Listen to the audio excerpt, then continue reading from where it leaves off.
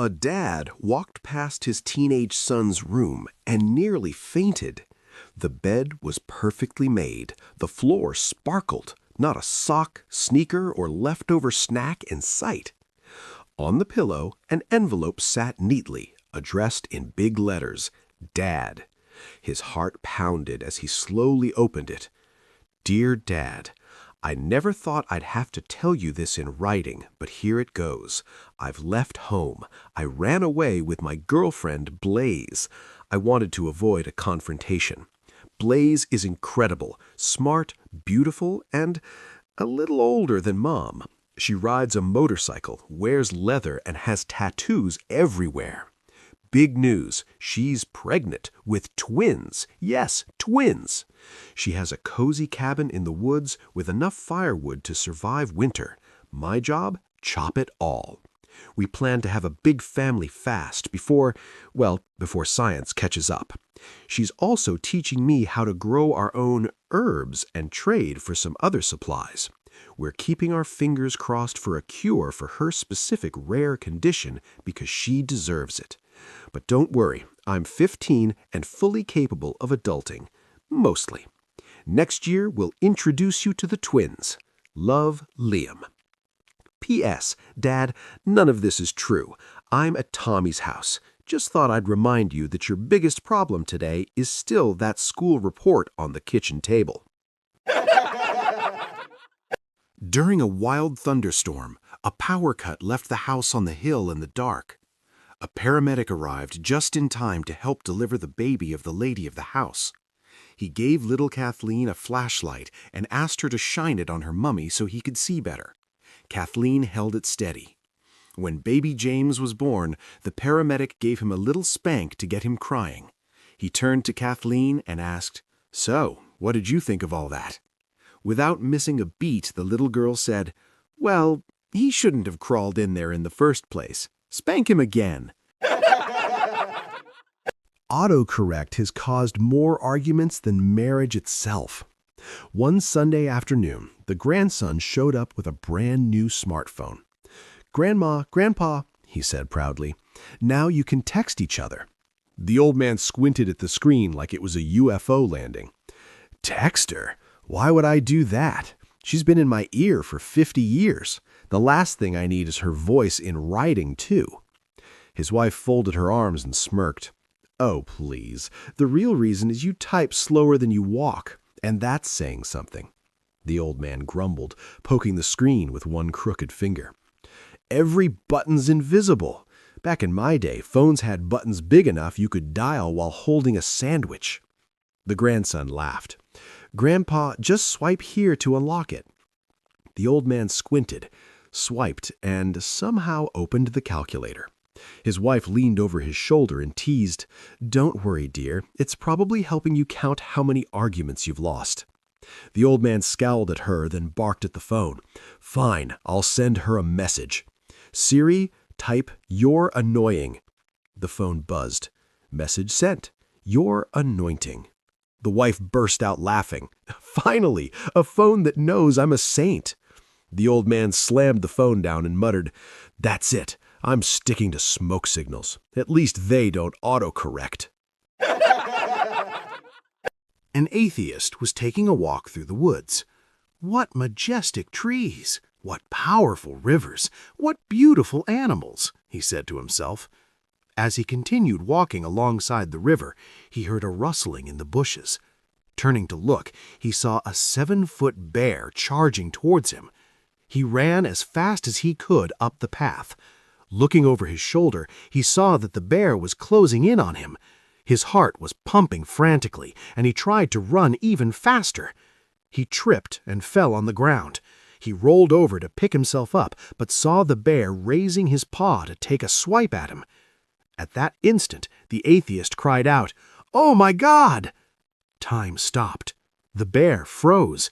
The forest was silent.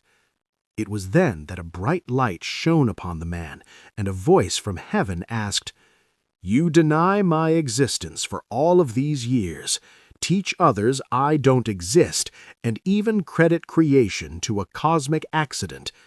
Do you expect me to help you out of this predicament? Am I to count you as a believer?" The atheist looked directly into the light. "It would be hypocritical of me to suddenly ask you to treat me as a Christian now, but perhaps could you make the bear a Christian?" "Very well," said the voice. The light went out, and the sounds of the forest resumed. And then the bear lowered his paw, bowed his head, and spoke, "Lord, bless this food which I am about to receive, and for which I am truly thankful. Amen." The IRS decided to audit Grandpa and summoned him to the IRS office. The IRS auditor was not surprised when Grandpa showed up with his attorney. The auditor said, "Well, sir, you have an extravagant lifestyle and no full-time employment, which you explain by saying that you win money gambling. I'm not sure the IRS finds that believable." "I'm a great gambler and I can prove it," says Grandpa. "How about a demonstration?" The auditor thinks for a moment and says, "Okay, go ahead." Grandpa says, "I'll bet you $1,000 that I can bite my own eye." The auditor thinks a moment and says, "It's a bet." Grandpa removes his glass eye and bites it. The auditor's jaw drops. Grandpa says, "Now I'll bet you $2,000 that I can bite my other eye." The auditor can tell Grandpa isn't blind, so he takes the bet. Grandpa removes his dentures and bites his good eye. The stunned auditor now realizes he has wagered and lost $3,000, with Grandpa's attorney as a witness. He starts to get nervous. "Want to go double or nothing?" Grandpa asks. "I'll bet you $6,000 that I can stand on one side of your desk and pee into that wastebasket on the other side and never get a drop anywhere in between." The auditor, twice burned, is cautious now, but he looks carefully and decides there's no way this old guy could possibly manage that stunt, so he agrees again. Grandpa stands beside the desk and unzips his pants, but although he strains mightily, he can't make the stream reach the wastebasket on the other side, so he pretty much urinates all over the auditor's desk. The auditor leaps with joy, realizing that he has just turned a major loss into a huge win. But Grandpa's attorney moans and puts his head in his hands. "Are you okay?" the auditor asks. "Not really," says the attorney. "This morning, when Grandpa told me he'd been summoned for an audit, he bet me $25,000 that he could come in here and pee all over your desk and that you'd be happy about it." Don't mess with old people. An elderly man wants a job, but the foreman won't hire him until he passes a little maths test. "Here's your first question," the foreman says. "Without using numbers, represent the number 9. "Without numbers," the old man says. "That's easy." And he proceeds to draw 3 trees.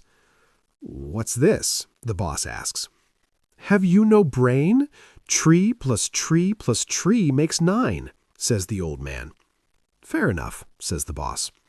"Here's your second question. Use the same rules, but this time the number is 99. The man stares into space for a while, then picks up the picture that he has just drawn and makes a smudge on each tree and hands it back. The boss scratches his head and says, "How on earth do you get that to represent 99? Each of the trees is dirty now, so it's a dirty tree plus a dirty tree plus a dirty tree. That makes 99. All right, last question. Same rules again, but represent the number 100. The old man stares into space again. He then picks up the picture and makes a little mark at the base of each tree and hands it back. The boss looks at the man's picture. "You must be nuts if you think that represents 100. The old man leans forward and points to the marks at the base of each tree and whispers, "A little dog came along and pooped by each tree, so now you got dirty tree and a turd, plus dirty tree and a turd, plus dirty tree and a turd, which makes 100. A blonde woman is driving down the road. She notices that she's low on gas, so she stops at a gas station. While she's pumping her gas, she notices that she'd locked the keys in the car. So when she goes inside to pay, she asks the attendant for a hanger so that she can attempt to open the door herself. She returns outside and begins to jimmy the lock. 10 minutes later, the attendant comes out to see how the blonde is faring. Outside the car, the blonde is moving the hanger around and around while the blonde inside the car is saying, "A little more to the left, a little more to the right." A lady approaches a priest and tells him, "Father, I have a problem. I have these two talking female parrots, but they only know how to say one thing. They keep saying, 'Hi, we're hot. Do you want a date?'" "That's terrible," the priest exclaimed, "but I do have a solution to your problem.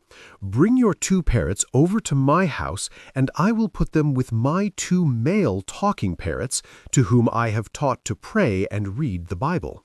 My parrots will then teach your parrots to stop saying that terrible phrase, and your female parrots will learn to pray and worship." So the next day, the lady brings her female parrots to the priest's house. The priest's two male parrots hold rosary beads and pray in their cage. The lady puts her female talking parrots in with the male talking parrots, and the female parrots say, "Hi, we're hot. Do you want a date?" One male parrot looks over at the other male parrot and screams, "Put your Bible away, idiot! Our prayers have been answered." A 71-year-old man is having a drink in a Chicago bar.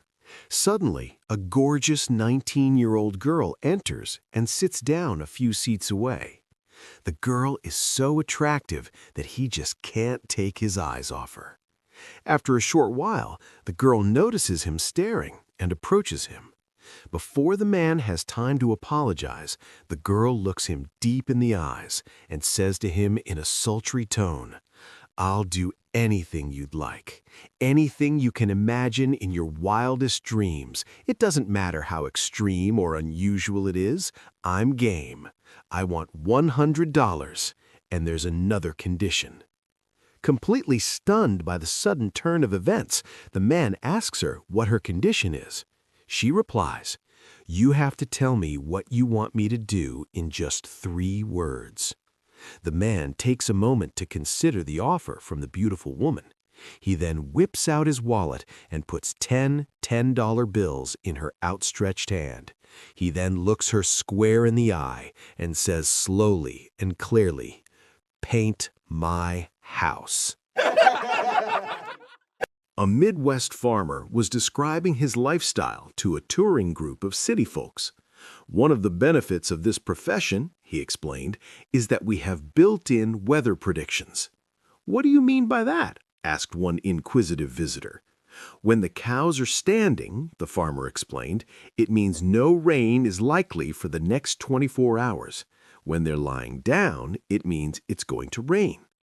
"On our bus trip," another visitor piped in, "I saw half the herd standing and the other half lying down. What does that mean?"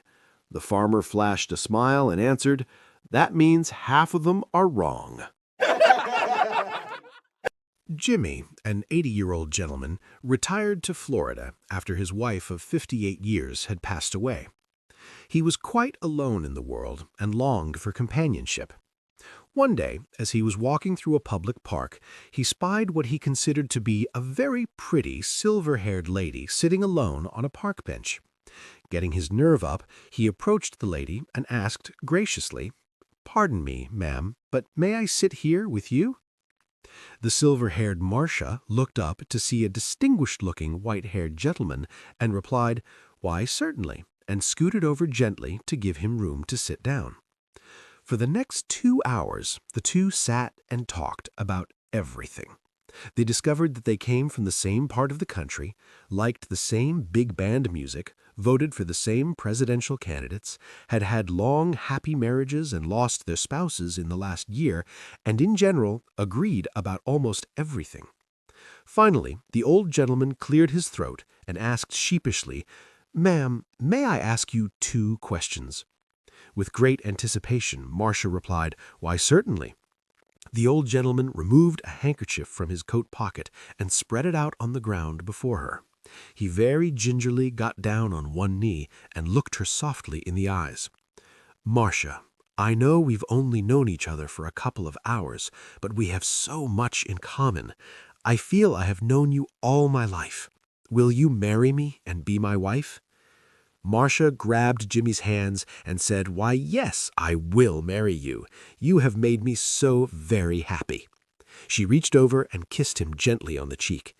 Then Marcia said, "You said you had 2 questions to ask me. What is the second question?" Jimmy scratched his neck and said, "Will you help me get up?" An elderly couple was celebrating their 60th anniversary. The couple had married as childhood sweethearts and had moved back to their old neighborhood after they retired. Holding hands, they walked back to their old school. It was not locked, so they entered and found the old desk they'd shared, where Jerry had carved, "I love you, Sally." On their way back home, a bag of money fell out of an armored car, practically landing at their feet. Sally quickly picked it up and, not sure what to do with it, they took it home. There she counted the money, $50,000. Jerry said, "We've got to give it back." Sally said, "Find us keepers." She put the money back in the bag and hid it in their attic. The next day, 2 police officers were canvassing the neighborhood looking for the money and knocked on their door. "Pardon me, did either of you find a bag that fell out of an armored car yesterday?" Sally said, "No." Jerry said, "She's lying. She hid it up in the attic." Sally said, "Don't believe him. He's getting senile." The agents turned to Jerry and began to question him. One said, "Tell us the story from the beginning." Jerry said, "Well, when Sally and I were walking home from school yesterday," the first police officer turned to his partner and said, "We're out of here." It was the 3rd day. My husband, Joe, had been in the intensive care unit following his 5th surgery for the removal of most of his remaining small intestine. The surgery took significantly longer than expected. Joe was older and weaker, and he wasn't responding. As I sat beside his bed, 2 nurses tried repeatedly to get him to cough, open his eyes, move a finger, anything to let them know he could hear them. He didn't respond. I sat praying to God to please help Joe respond, any sign that he might survive. Finally, one of the nurses turned to me and suggested that perhaps if she knew something personal about our family, she could try to stimulate his response with that knowledge. She said, "Maybe you, as his daughter, could help us with such information." I smiled and said, "I'll be happy to give you personal information and thank you for the compliment, but I'm his wife of 43 years, not his daughter, and we're about the same age." The nurse looked at me and said, "The entire staff thought you were his daughter, and it even commented how wonderful they thought it was that his daughter was with him all the time." As they were expressing how I looked so young, a little cough came from my husband, and we all turned to stare at him. He didn't open his eyes, but loud and clear he said, "She dyes her hair." A middle-aged woman has a heart attack and is taken to the hospital. While on the operating table, she has a near-death experience. During that experience, she sees God and asks if this is it. God says no and explains that she has another 30 to 40 years to live. Upon her recovery, she decides to just stay in the hospital and have a facelift, liposuction, breast augmentation, tummy tuck, you name it, she had it. She even has someone come in and change her hair color. She figures since she's got another 30 or 40 years, she might as well make the most of it. She walks out of the hospital after the last operation when she is killed by an ambulance speeding up to the hospital. She arrives in front of God and asks, "I thought you said I had another 30, 40 years." "Oh," said God, "I didn't recognize you." "What happened?" asked the hospital visitor to the heavily bandaged man sitting up in bed. "Well, I went down to Margate at the weekend and decided to take a ride on the roller coaster. As we came up to the top of the highest loop, I noticed a little sign by the side of the track. I tried to read it, but it was very small and I couldn't make it out. I was so curious that I decided to go round again, but we went by so quickly that I couldn't see what the sign said. By now, I was determined to read that sign, so I went round a third time. As we reached the top, I stood up in the car to get a better view. "And did you manage to see what the sign said this time?" asked the visitor. "Yes." "What did it say?" "Don't stand up in the car." The gynecologist told his patient, "Wow, you have a large vagina. Wow, you have a large vagina." "You didn't have to say it twice," said the woman angrily. The doctor said, "I didn't." My buddy was getting a hand job from his new girlfriend when he asked, "How are you so good at this?" "Years of practice," she said. "Bit of a player in your day, were you?" "No," she replied. "I used to have one of my own." A blonde walks into a store to buy a new television. She looks around for a while and finds the perfect TV for herself. She approaches the salesman and says, "I would like to buy this TV." The salesman says, "Sorry, we cannot sell you this in good faith. I don't think you know what you're looking for." Upset, the blonde storms out and thinks to herself, "He won't sell me the TV because I'm a woman and he thinks I need a man to choose for me. I'll show him." She goes and buys a disguise with a short-haired wig and fake mustache, then later returns to the store dressed as a man. She looks around and finds her TV again and walks it over to the counter.